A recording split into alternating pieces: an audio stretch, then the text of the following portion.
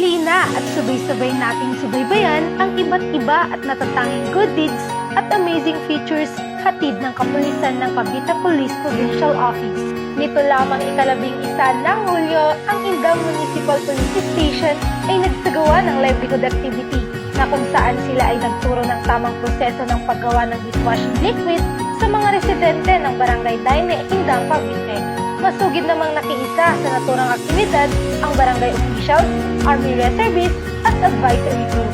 Sa kaparehong araw, isang tree planting activity naman ang pinangunahan ng Indang Municipal Police Station, katuwang ang barangay officials, army reservists at advisory group ng Barangay Daine, Indang, Cavite.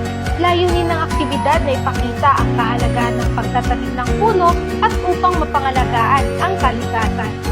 Maliban pa dyan, bilang pakikiisa sa 29 Police Community Relation Month, ang Tagaytay Component City Police Station ay nagsagawa ng feeding program katuwang ang BNS at barangay officials ng Barangay Maitim 2nd West, Tagaytay City.